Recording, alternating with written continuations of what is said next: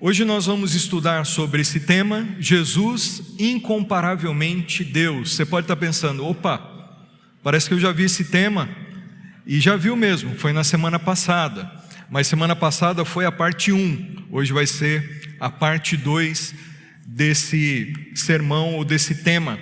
Semana passada nós estudamos sobre a cura que Jesus realizou ali no tanque de Betesda, na vida daquele paralítico que há 38 anos estava enfermo. E nós observamos como aquela história, aquela narrativa de cura ressaltou a divindade de Jesus, apresentou Jesus como um Deus ou o Deus incomparável. E hoje nós vamos ver a sequência desse texto, porque depois que Jesus cura o paralítico ali no tanque de Betesda em Jerusalém, aquele homem então, ele vai para o templo e Jesus vai ali, se encontra com ele, oferece salvação como nós vimos na semana passada, mas o fato de Jesus ter curado aquele paralítico num dia de sábado, começou a trazer contra Jesus perseguição da parte dos religiosos, dos judeus. O texto que nós vemos aqui, João capítulo 5, versículo 16, nos mostra que por causa da cura do paralítico no sábado, os líderes religiosos começaram a perseguir Jesus, porque eles diziam que Jesus não respeitava as regras do sábado. Jesus, porém, disse: meu Pai trabalha sempre, Ele trabalha até hoje, e eu trabalho também. Quando Jesus disse isso, a revolta dos religiosos judeus contra Jesus aumentou, subiu um nível, porque agora eles não queriam mais perseguir o Senhor, eles começaram a orquestrar um plano para matar o Senhor. E aqui nós estamos basicamente não no final do ministério de Jesus, mas no começo. A trama para matar Jesus não ocorreu somente lá no final da vida dele, na conspiração dos judeus contra Cristo. Já no começo, Jesus, pregando a verdade, sendo Deus, foi perseguido e foi alvo de motim para ser morto.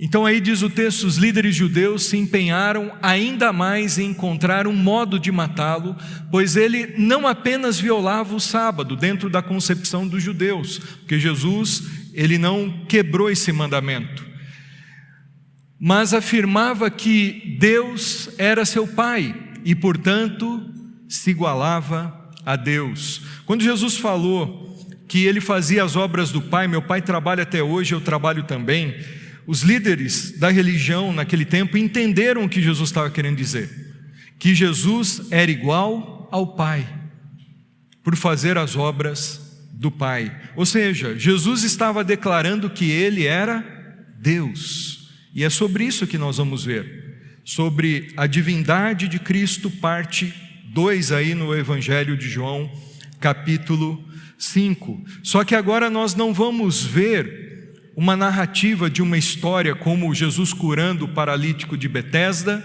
e nós chegando pelo texto à conclusão de que Jesus é Deus, porque é isso que nós vimos na semana passada. Nós vimos que Jesus é um Deus de compaixão, que Jesus é o Deus onisciente, que Jesus é o Deus de infinito poder, ou seja, onipotente, e que Jesus é o Deus de graça, ou da graça.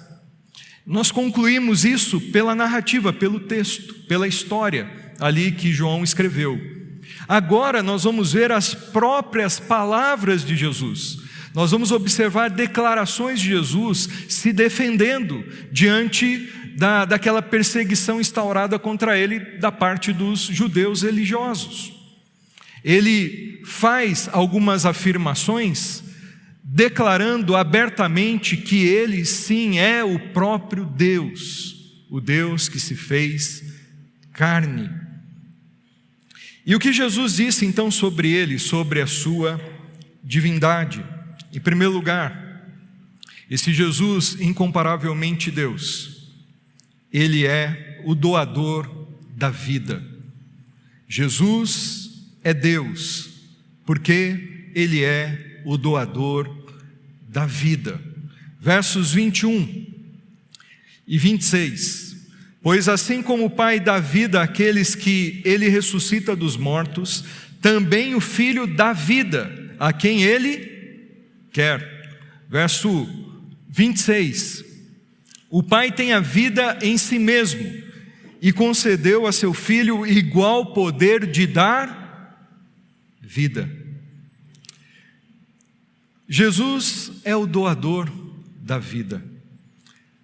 Para você poder doar recursos financeiros para alguém que está necessitado, alguém que vem e compartilha uma precisão para você de uma falta de mantimento, ou então não tem o dinheiro para pagar uma conta de luz, e ela vem pedir ajuda para você.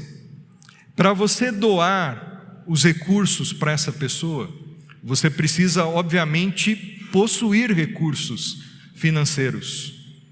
Para você doar um rim, talvez o meu não seja um bom rim para doar, porque talvez você vai receber umas pedras, mas para você doar um rim para alguém, para um transplante ser efetuado, você precisa ter os rins. Você não pode doar se você não tem. Você não pode doar algo para alguém que você não possua. Para você doar vida a alguém, você precisa ser o quê? A fonte da vida. Os médicos podem dar medicamentos, eles podem ministrar tratamentos de saúde a fim de adiar a morte de alguém. Porém, eles não têm o poder de dar a vida a um corpo. Jesus tem. Porque Ele é Deus, Ele é a fonte da vida, Ele dá a vida a quem Ele quer.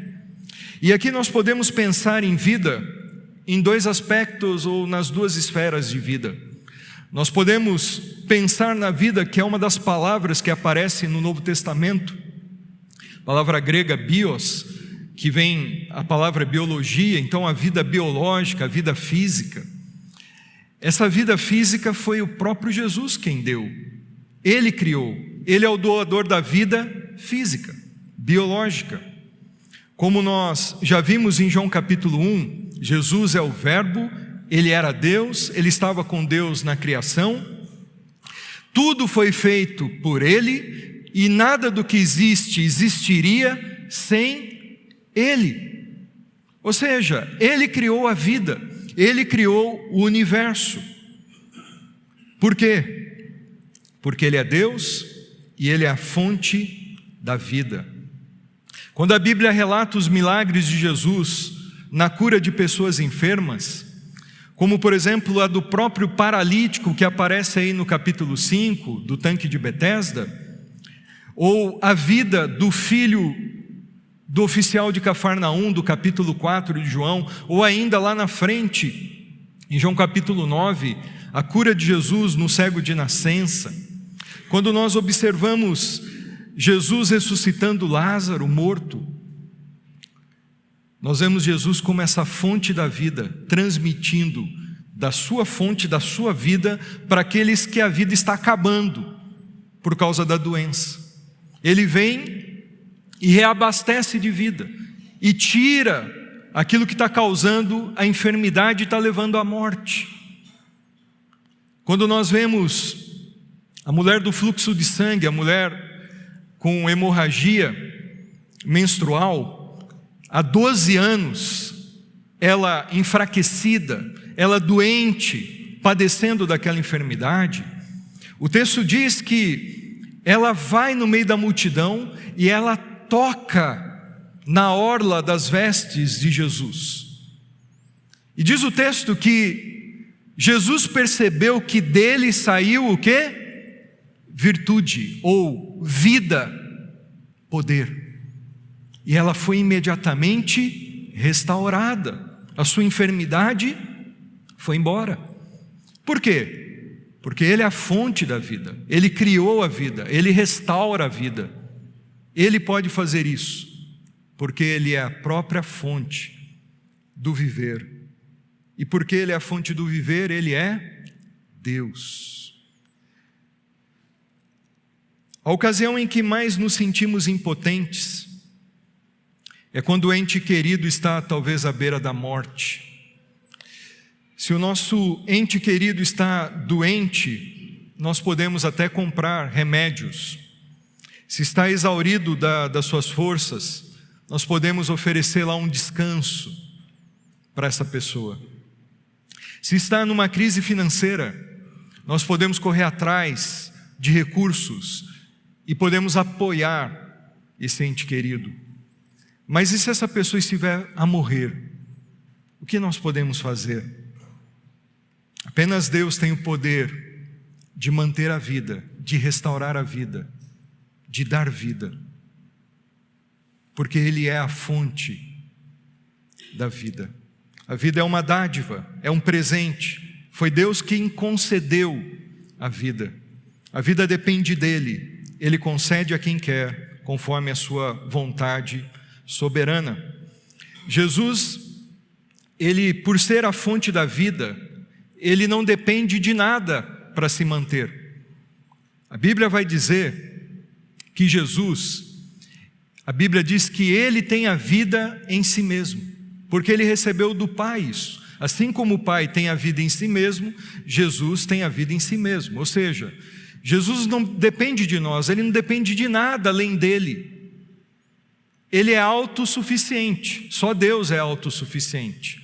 Nós precisamos uns dos outros, nós precisamos de condições especiais para nós podermos viver. Nós somos dependentes de várias situações, de várias circunstâncias. Nós dependemos de ar para respirar, senão nós não vivemos. Nós dependemos de medicação, nós dependemos de água, nós dependemos de alimento.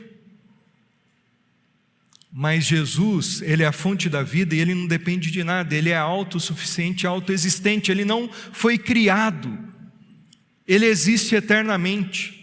Nós fomos criados por Ele, que é a fonte da vida. Nós viemos dEle, mas Ele existe eternamente e não depende de nada. Agora, se Ele não depende de nada, de ninguém para viver, porque Ele é autoexistente, Ele tem a vida em si mesmo por ser a fonte da vida, você e eu já somos diferentes.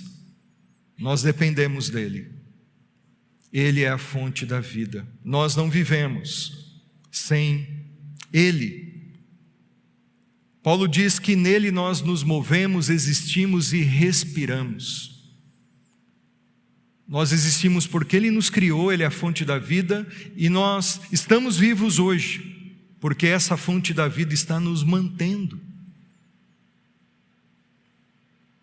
Nós dependemos inteiramente dEle. E se nós dependemos dEle como fonte da vida, o dia que Ele quiser, nós não existimos mais. Mas hoje Ele quer e eu existo. Como fonte da vida, Ele quer me manter hoje. E porque a minha vida depende dEle, eu não existo sem Ele, tanto porque Ele me criou, tanto porque também Ele me mantém. Isso deve trazer para mim algumas implicações da minha vida. Eu creio que, em primeiro lugar, talvez nós poderíamos pensar que se a minha vida depende dEle, que é a fonte da vida, eu não vivo sem Ele. Independentemente de eu ser crente ou não, todos os vivos da terra existem, vivem hoje por causa de Cristo, que é Deus. Misericordiosamente Ele tem mantido cada um. Se a nossa vida depende dEle, em primeiro lugar, eu creio que nós deveríamos temer a esse Deus, porque se a sua vida depende dEle, está nas mãos dEle, nós deveríamos temer mais a esse Deus, nós deveríamos ter mais gratidão, agradecer mais pela vida e viver na dependência dEle em oração, buscando a cada dia, nos colocando a cada dia: Deus, a minha vida depende de Ti, Tu és a fonte da vida. Agora, na Bíblia não existe só a palavra para vida, a palavra bios, que é a palavra de onde vem a vida biológica, mas aparece também uma outra palavra para vida, que é a palavra grega zoe, que significa, dentro do contexto do Novo Testamento, a vida eterna, a vida espiritual. Jesus é o doador da vida física, nós dependemos dele, ele é a fonte dessa vida, e ele é a fonte também da vida eterna, da vida espiritual. Somente ele pode dar a vida eterna. Por quê? Ele é eterno. Ele é o doador dessa vida porque ele tem a eternidade. Isaías chama o Messias de o Pai da eternidade, o gerador da eternidade.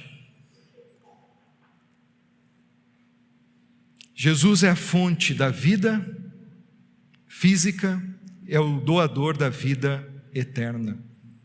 Quando a carga do seu celular termina, acaba, o aparelho, entre aspas, morre, desliga. Você não consegue fazer nada com ele sem carga. Então você começa a procurar desesperadamente uma fonte de energia para você conectar o cabo e começar então a carregar o seu celular. Aí ele passa a funcionar de novo porque ele recebeu energia, fonte de energia. E ele passa então novamente a ser útil. No Jardim do Éden aconteceu algo parecido com isso, com essa analogia do celular. O homem foi criado perfeitamente por Deus para uma comunhão com o Criador. Deus transmitia vida a esse homem. Porém, quando o homem se rebelou, Deus já tinha avisado: olha, se você pecar, você vai morrer. Se você comer de qualquer fruto, você não terá problemas, mas no fruto, comer do fruto do conhecimento do bem e do mal, você certamente morrerá. E o homem então se rebelou contra Deus, e a morte entrou. E o homem se desconectou com o seu Criador, a fonte da vida. Isso então fez com que o homem morresse espiritualmente, morresse para Deus, na comunhão com Deus.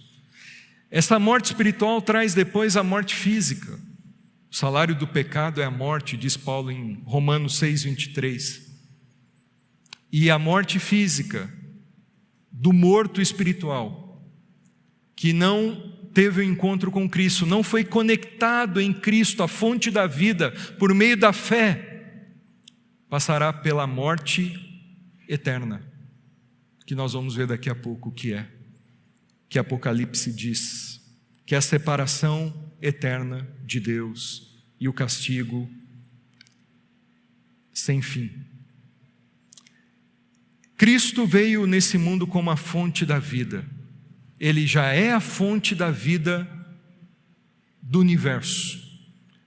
Nenhuma estrela pode brilhar sem que Jesus tivesse criado e esteja mantendo. Você não pode respirar sem Ele, sem que Ele queira. Da mesma forma que Ele é a fonte da vida física, Ele é a única fonte da vida eterna.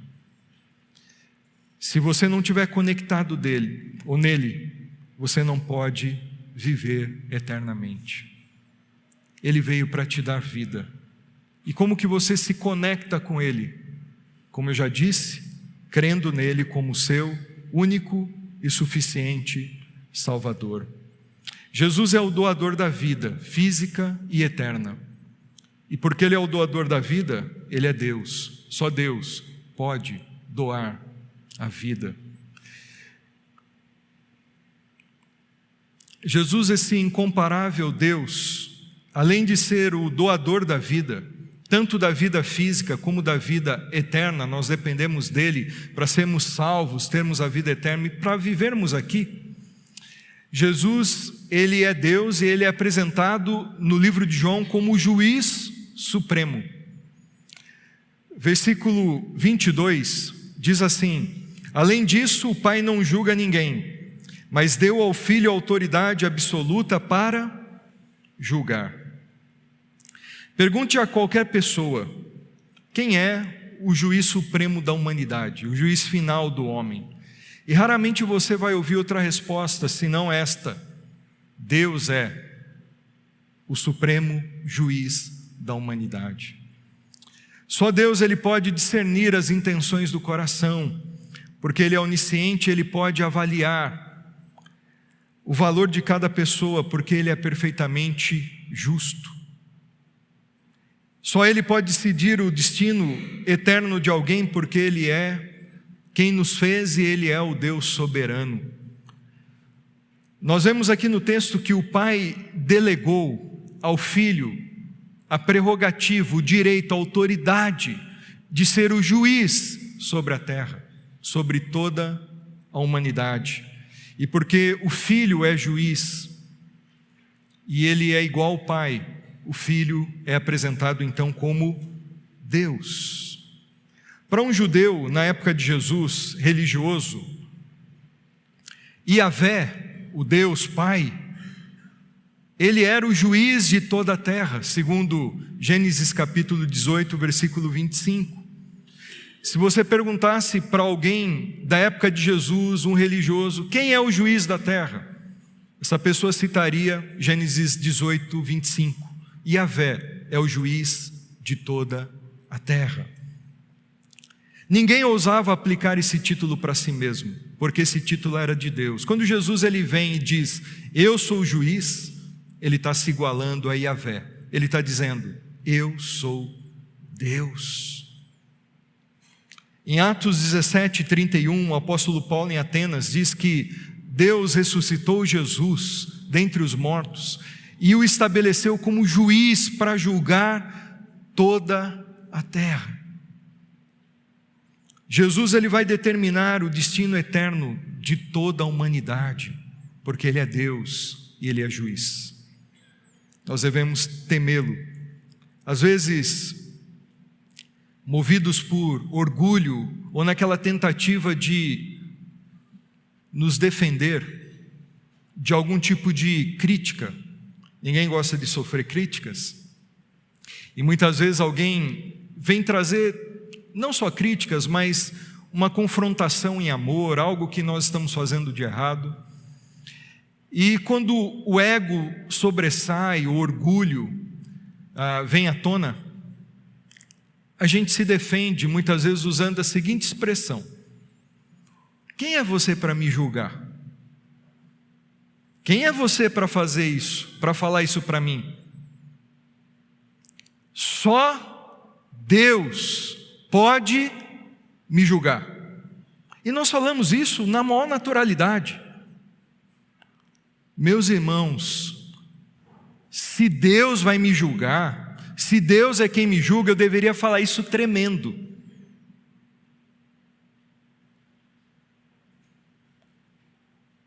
Porque Ele me conhece plenamente. Todos os meus dias, o meu coração, a minha vida, está desnudada aos olhos daquele que tudo vê. Jesus é o juiz de toda a terra, nada escapa dos seus olhos, e Ele julgará conforme a sua santa e reta justiça na sua segunda vinda.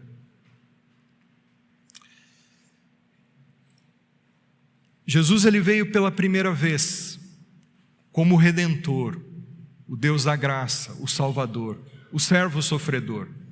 Ele se fez homem e a principal missão de Jesus era morrer na cruz, para prover salvação justamente aos condenados por causa do pecado, aqueles que viviam em condenação, aqueles que estavam perdidos, e a Bíblia diz que todos pecaram, Romanos 3, e destituídos estão da glória de Deus. Não há um justo sequer, diz Romanos 3.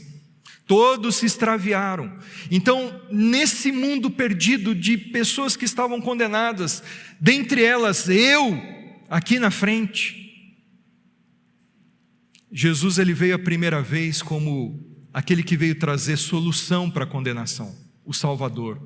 Ele veio morrer na cruz justamente para pagar o preço da minha condenação. Ele se fez alguém condenado por mim, no meu lugar.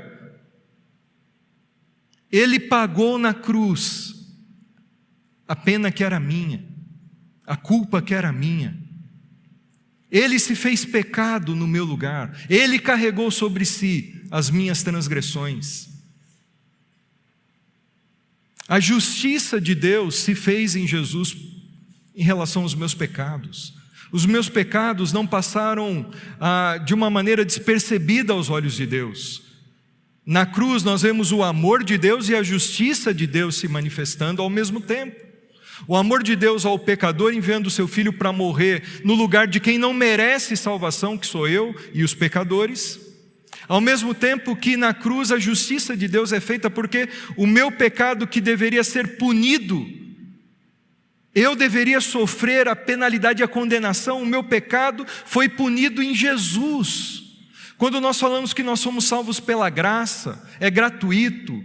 Não pense que Deus fez vista grossa para os nossos pecados e agora Ele nos salva. Não, a ira de Deus caiu sobre o Filho dele no Calvário por causa dos meus pecados.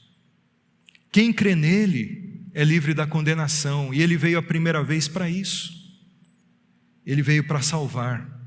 Mas, meus irmãos, a Bíblia diz que Jesus ressuscitou dos mortos, subiu aos céus, está à direita de Deus Pai. Ele é o nosso sumo sacerdote que intercede por nós. Mas um dia Ele voltará como juiz supremo. Olha só esse texto. Pois Deus enviou seu Filho ao mundo não para condenar o mundo, mas para que esse fosse salvo por meio dele, Jesus. Você pode entender o seguinte, não é uma contradição, porque no capítulo 5, Jesus está dizendo que Ele é o juiz, que Ele vai julgar, Ele vai condenar. Mas agora no capítulo 3 Ele diz que Ele não veio para condenar. Como que nós saímos dessa aparente contradição bíblica? Nós saímos disso quando nós pensamos que a missão primeira de Jesus, ao ser homem, ao se encarnar, ao vir nessa terra, a primeira missão de Jesus é prover salvação. Ele não veio em primeiro lugar para condenar, Ele veio para os condenados. Ele veio para se fazer pecado por nós, para trazer salvação, perdão, justificação pela fé. Então, quando Jesus veio a esse mundo pela primeira vez, Ele não veio para condenar o mundo, Ele veio para salvar, para morrer por nós. Quem nele crê não é condenado, Ele veio prover essa salvação. Mas quem não crê já está condenado, por não crer no nome do Filho unigênito de Deus. A primeira vez Ele veio para prover salvação. Você crê nele como Salvador? É preciso crer. Quando eu creio, a justiça de Deus se faz em mim. Eu sou livre dos pecados, da penalidade, da culpa. Deus me torna filho dele, perdoado, santificado. Me faz um servo dele, alguém alcançado pela sua graça, um salvo. Agora, se eu não creio, eu já estou condenado. E um dia eu vou comparecer diante do Supremo Juiz, apenas para ouvir dele a sentença: lago de fogo e enxofre, a segunda morte. Ele veio a primeira vez para salvar, prover salvação. Segunda vez Ele virá, cheio de glória, de majestade. Mas Ele vem para julgar a terra. Ele vem como juiz. Às vezes você pode olhar para o contexto ao seu redor e ver tanta injustiça. Talvez no seu trabalho. Talvez você olhe para o cenário nacional e você está horrorizado, desanimado com tanta corrupção. E você vê, parece que a justiça fazendo corpo mole, sendo comprada muitas vezes. ou pessoas julgando conforme seus próprios interesses e não conforme uma reta justiça. Mas você pode ficar descansado, porque um dia todos vão comparecer diante do justo juiz. Ele vem, e ele vem para julgar a terra, e toda a terra tremerá na presença dele. Enquanto isso não chega esse dia, ainda é tempo da graça. A salvação está disponível para você. Quem nele crê não é condenado. Olha só o que Jesus diz: eu lhes digo a verdade, quem ouve minha mensagem, a mensagem do Evangelho, e crê naquele que me enviou, tem o quê? A vida eterna. Ele é a fonte dessa vida. Jamais será condenado, mas já passou da morte para a vida. Já passou da morte para a vida. Não será condenado. Paulo em Romanos 8 diz que aqueles que são de Cristo, aqueles a quem Cristo justificou, não há mais condenação a eles. Quem os acusará? É Deus quem os justifica. Quando nós cremos em Cristo como Salvador, nós somos livres da condenação eterna. Nós não vamos passar pelo juízo de Deus, porque o juízo de Deus contra o meu pecado já caiu na cruz em Jesus Cristo. Pelo contrário, apesar de mim, apesar de eu ser um pecador, a graça de Cristo me alcançou, e Ele me tornou aquele que crê nele, herdeiro do seu reino eterno. Eu pergunto para você: você não teme a Deus? Como anda a sua vida? Você já creu em Jesus como seu Salvador? Ele te ama e Ele veio nesse mundo porque Ele amou o mundo, e Ele veio morrer por você, para pagar o preço do seu pecado. Ele te chama para o arrependimento e para crer nele como Salvador único da sua vida, para você abrir mão de tudo aquilo que você acredita que não tem nada a ver nas Escrituras, e você colocar a sua fé unicamente nele. Ele é a fonte do perdão, da vida eterna. Ele te livra da condenação. Jesus é o juiz supremo. Quem é salvo não passará pelo juízo e não será condenado. Quem creu nele como Salvador. Mas quem não crê será julgado e condenado. Jesus, incomparavelmente Deus. Jesus se apresenta como Deus, além de ser o doador da vida, aquele que tem a vida em si mesmo e dá a vida a quem Ele quer, aquele que concede a vida física e a vida eterna. Só Deus pode fazer isso. Além dele ser o juiz supremo, é o que dá a última palavra, Ele é a ressurreição. Nós vamos estudar mais para frente no Evangelho de João, no capítulo 11, sobre a ressurreição de Lázaro, quando Jesus declara dizendo o seguinte: eu sou a ressurreição e a vida, aquele que crê em mim, ainda que esteja morto, viverá. E ele faz uma pergunta: você crê nisso?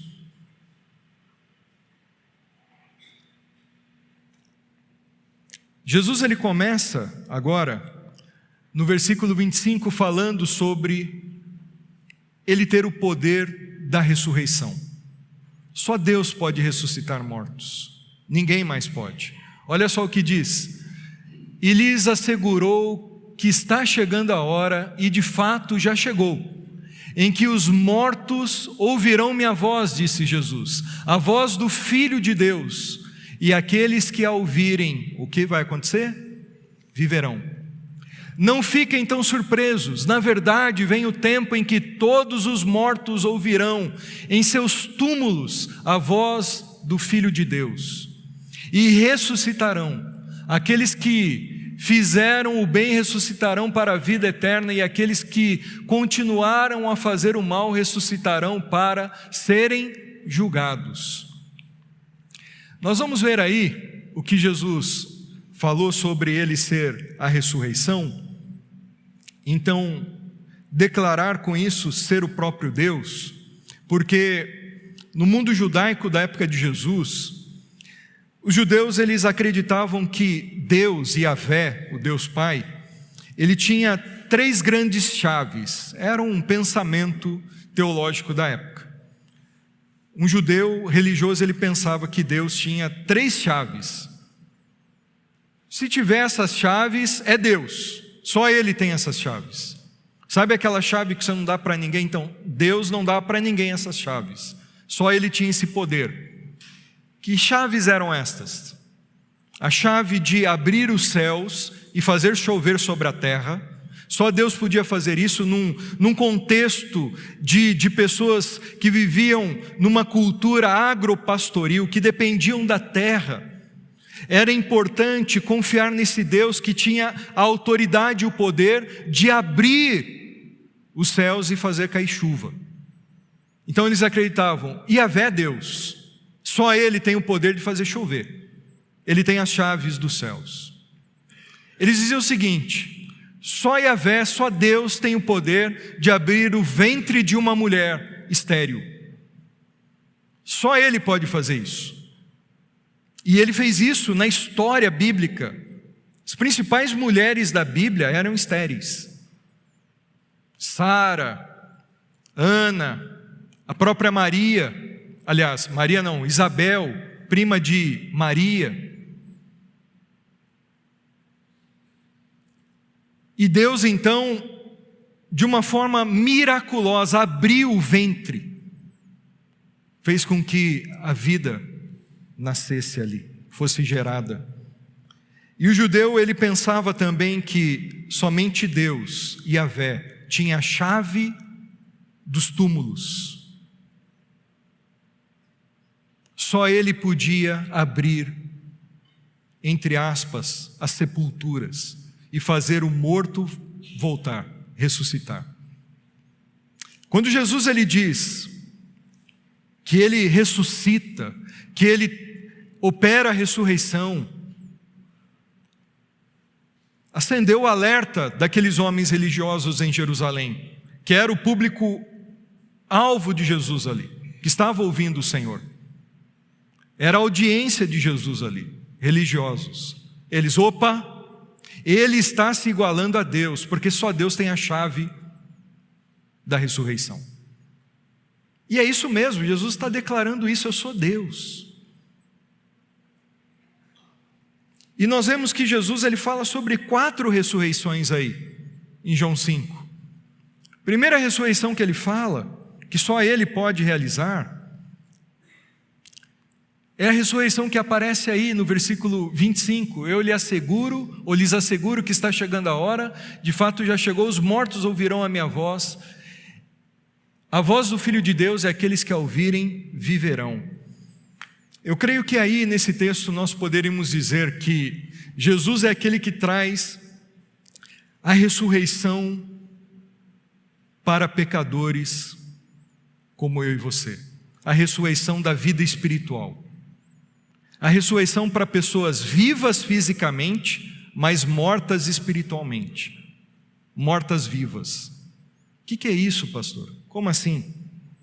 Efésios capítulo 2 fala o seguinte: vocês estavam mortos em suas transgressões e pecados, Ele deu-nos vida juntamente com Cristo, quando ainda estávamos o quê? Mortos em transgressões. Pela graça vocês são salvos, Deus nos ressuscitou com Cristo.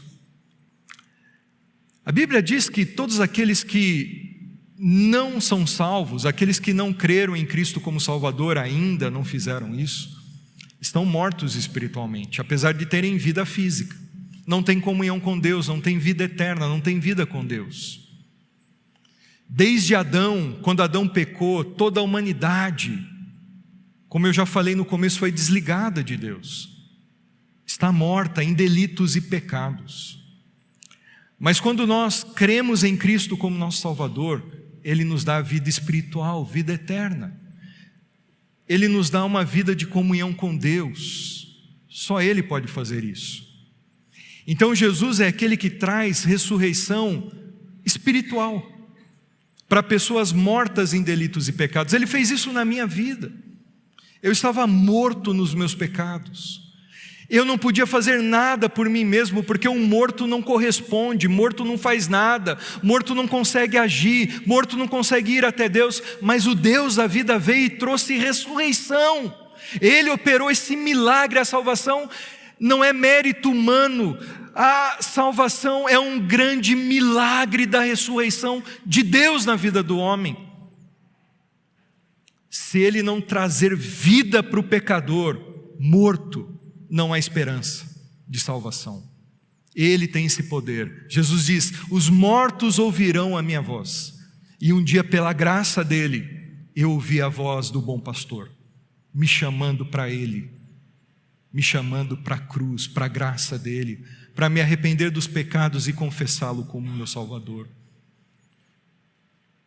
E há muitos mortos espirituais aí fora, que têm ouvido a voz do bom pastor, pela pregação do Evangelho, e quando vêm a Ele, recebem ressurreição, vida nova, vida eterna.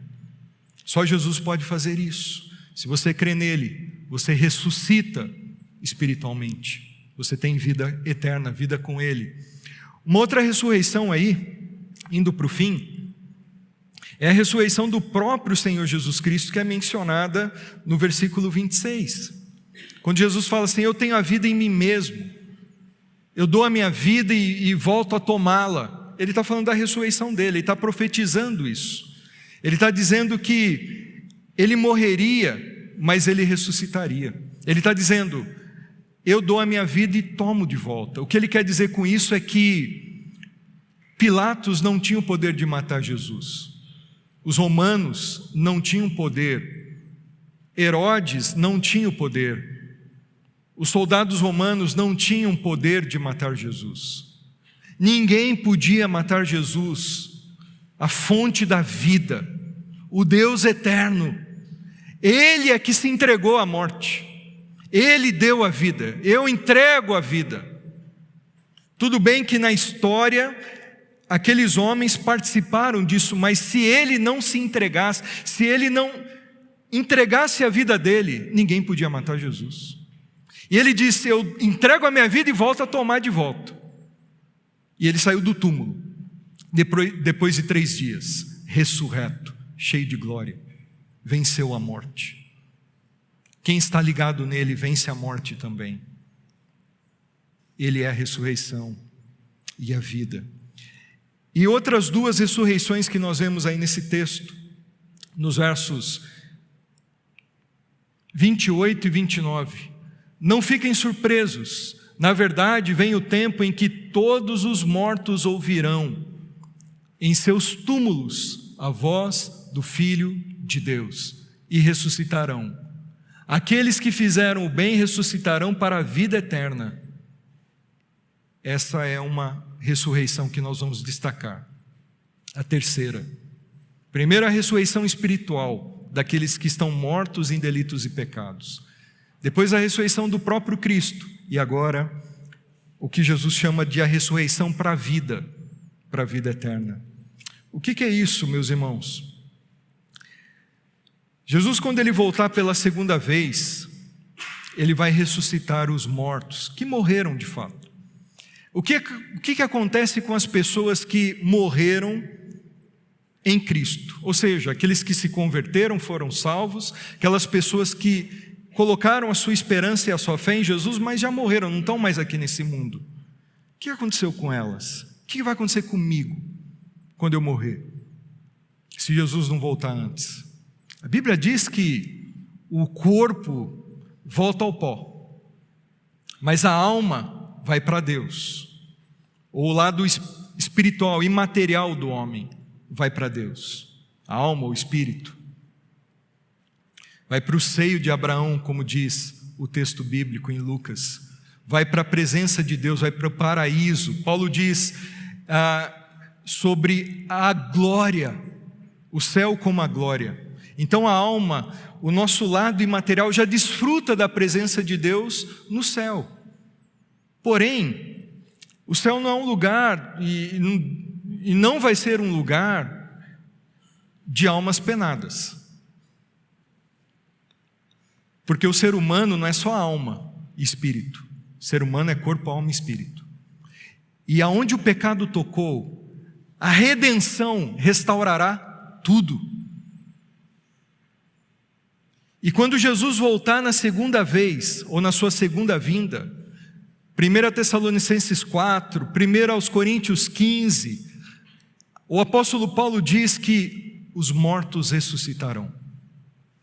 E os corpos então serão unidos de volta à alma, ou lado imaterial do homem. E formarão corpo e alma, um corpo glorificado, semelhante ao do Senhor, como diz Filipenses, o apóstolo Paulo. Um corpo imortal, incorruptível, sem pecado, sem morte, sem ser afetado por doença. Um corpo semelhante ao do Senhor Jesus Cristo quando Ele ressuscitou dentre os mortos. Essa é a ressurreição para a vida. Quem vai passar por essa ressurreição para a vida eterna? Os salvos, aqueles que creram no Senhor como Salvador e demonstraram essa salvação através de uma vida transformada. Agora haverá uma outra ressurreição, terminando aqui, quando diz ali: e aqueles que continuaram a fazer o mal ressuscitarão para serem o quê? Julgados. Para serem julgados. Que é a ressurreição para o julgamento. Quando em Apocalipse a Bíblia diz que Jesus se assentará num grande trono branco, e homens grandes e pequenos, homens de toda a parte do mundo, de toda a história, esses homens que morreram sem Cristo, sem crerem nele como Salvador, e a Bíblia diz que estes que não creram, e nós não sabemos quem são essas pessoas, há mistérios que nós não podemos alcançar. Existem talvez pessoas que se converteram perto do último suspiro da vida, e nós não sabemos. Isso é algo que apenas o Deus soberano pode administrar e saber. Nós não temos a prerrogativa de julgar quem foi e quem não foi. O fato é que quem não crê já está condenado e será lançado no inferno. Então quem morre sem Cristo hoje, a alma vai para o inferno, o corpo é deteriorado. Mas quando Jesus voltar à segunda vinda e se assentar no grande trono branco como juiz para julgar a terra, esses que estão no inferno ressuscitarão, unirão aos seus corpos os espíritos e comparecerão diante do justo juiz, apenas para receberem a sentença, como diz Apocalipse, o lago de fogo e enxofre, que é a segunda morte. Então a ressurreição para a vida, para aqueles que creram, e a ressurreição para o julgamento. E quem comparecer no julgamento, saiba que isso é inescapável, ser sentenciado para o inferno ou para o lago de fogo, que é a segunda morte, a separação eterna de Deus. Mas isso é muito pesado, não fala disso na igreja não. Nós vivemos, meus irmãos, na época do politicamente correto, ou de mensagens que apenas massageiam o ego das pessoas, no humanismo que nós vivemos. Porém, ninguém tem mais amor do que o próprio Deus. Ninguém amou mais você do que Jesus. E quem falou mais de inferno foi Ele. Jesus falou mais de inferno do que de céu. Pode pesquisar na sua Bíblia. É o Deus que ama você, que mais ama você. Isso diz que Ele não quer que você vá para lá, porque é uma realidade. Você acreditando ou não acreditando, não muda o fato de que o inferno ou o lago de fogo existe e que Jesus vai julgar. Agora, Ele proveu o caminho para você não comparecer diante do juízo, porque Ele já recebeu o juízo pelos seus pecados, se você crê nele, para que você ressuscite não para condenação, mas para a vida eterna. Basta que você creia nele como seu único e suficiente Salvador. Ele é Deus, Ele é o doador da vida, a vida física, é Ele que pode te manter, é Ele que pode te restaurar, te transformar. Ele é o doador da vida eterna, você não pode ser salvo, ter vida eterna sem Ele. Ele é o juiz supremo, mas lembre que em primeiro lugar Ele veio como Redentor para te salvar. E Ele é a ressurreição que você precisa na sua vida espiritual para você ter comunhão com Deus, e a ressurreição para a vida eterna, para viver eternamente em novos céus e nova terra, e não entrar em condenação, a ressurreição para o juízo. Jesus então declara ser Deus. E o que você vai fazer com essas declarações? Você pode rejeitar e não crer. Se Jesus ele disse que é Deus, ele declarou essas coisas, ou ele é Deus de fato, como disse C.S. Lewis, ou ele era um lunático, ou um mentiroso. Você vai acreditar em quê? Porque se alguém disse que é Deus, imagina hoje alguém falando que é Deus, que ressuscita, que é o doador da vida, que é juiz supremo da humanidade. Jesus disse que Ele é Deus. Ou você o aceita, o recebe, o reconhece como Deus, o honra, o adora, o obedece, recebe a doação da graça, ou então você rejeita. Mas a rejeição trará consequências sérias, assim como recebê-lo como Salvador trará a você um destino glorioso ao lado do Senhor Jesus Cristo. Eu quero encerrar dizendo para você o seguinte: leia as Escrituras, conheça a palavra, conheça o Evangelho. Você vai encontrar na palavra de Deus, no Evangelho, Jesus Cristo como Deus. Ele diz para aqueles religiosos: vocês estudam minuciosamente, examinem as Escrituras, porque elas dão a vida eterna, elas testificam de mim. Se você tem tido dúvidas, mas você tem vindo na igreja, Deus tem feito a obra na sua vida, leia as Escrituras e você vai encontrar nelas um centro, um personagem principal, alguém que é o protagonista, alguém que cumpre toda a Escritura, o próprio Deus. E esse Deus tem um nome: Jesus Cristo. E se você o reconhece como Deus, creia nele e o honre na sua vida, para que todos honrem o Filho como honram o Pai, que é Deus. Quem não honra o Filho certamente não honra o Pai que o enviou. Jesus é Deus, que a nossa vida possa honrá-lo, que possamos viver para a glória dele.